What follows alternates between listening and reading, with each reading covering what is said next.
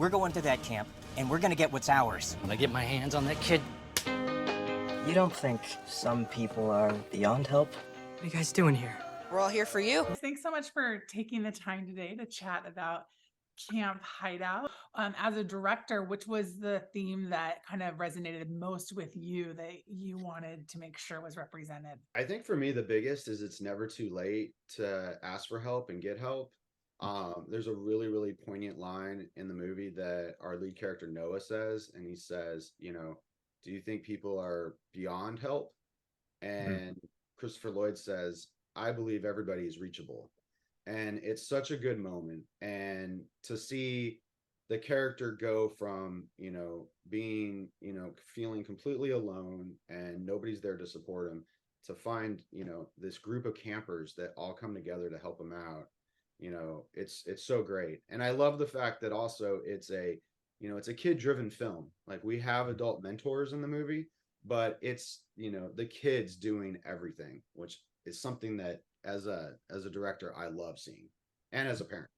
Jason, continuing on that theme, one of the things that I think within that's universal is that idea of maybe somebody seeing something more in you than you even see in yourself, or a second chance, or somebody taking a risk and investing in you as an individual. Kind of where have you seen that play out in your own life to get to where you're at today? I think a lot of people have taken a chance on me and seen more in me than I probably did when I was looking in the mirror.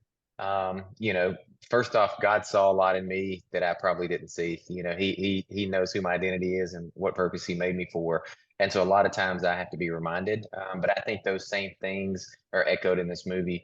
Sean did a really great job in crafting a narrative that has all these thematic elements that's fun and entertaining.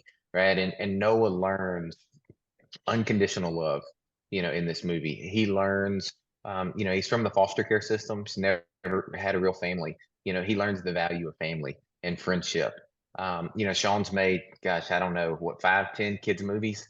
And so he has a phenomenal way with getting kid actors to really bond and gel. And so, we got to see it in the movie, but we actually also got to watch it kind of on set in kind of that environment. But I think that's a main theme that goes across the entire movie is, a lot of times we need someone there to remind us, what we're capable of, and tell us they love us, and, to show us what we can do.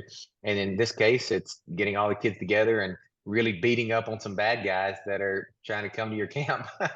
Talk to me about that ensemble of the kid cast, but then also as you mentioned, some famous adult faces that we know and love, like Christopher Lloyd and High School Musical's Corbin, Bleu. So talk to me about getting them all to gel together and what that looked like with you kind of spearheading it. It was a really, really fun challenge because, we had 11 plus, kid speaking roles. And, working with kid actors, sometimes, you have to get their focus. I'm a father of 2. I've got a 10 and 12-year-old. So, sometimes focusing the 2 of them is a lot. But all of the group of kids that we spent a lot of time, debating and discussing who we would get for this movie.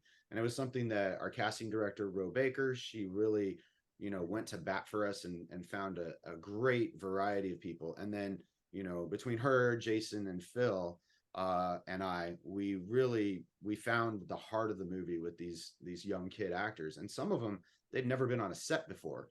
And so it was an immense challenge, but it was so fun. It was like we were at summer camp too, experiencing this with them. And so, working with the adult actors too, they were great mentors. Like, Corbin's been acting since he's 2 years old, and he was just so great with the actors. And then Christopher Lloyd just came to have a really, really good time. So, it was great. It was super fun. And do I understand that it was a little bit of a family affair for you too? Your wife also wrote the script? She co-wrote it with the 2 other writers on the film. So, I mean, it was a family affair all the way across the board. I know Jason and Phil, their kids came to set and they were in the movie. If we, my family lives in Los Angeles, and if it wasn't during the school year, I would have brought them out. But I think that's what makes it so fun, is that all of our families are involved in it. And, also there's the big investor family. but everyone was involved with it, so it really felt like a great family community experience. And you also Jason, had maybe the YouTube yeah, families. Yeah. Yeah, you had the YouTube families that were in it too. Tic Tac Toy, which is a huge YouTube channel with over 5 million subscribers. They brought their family and had big roles. The Family Fun Squad, they came out. So I mean, there were families really all around the set. Yeah, and they had a lot of fun at that food fight, that's for sure. Yeah. how many takes did you need for that food fight? How much food did you go through?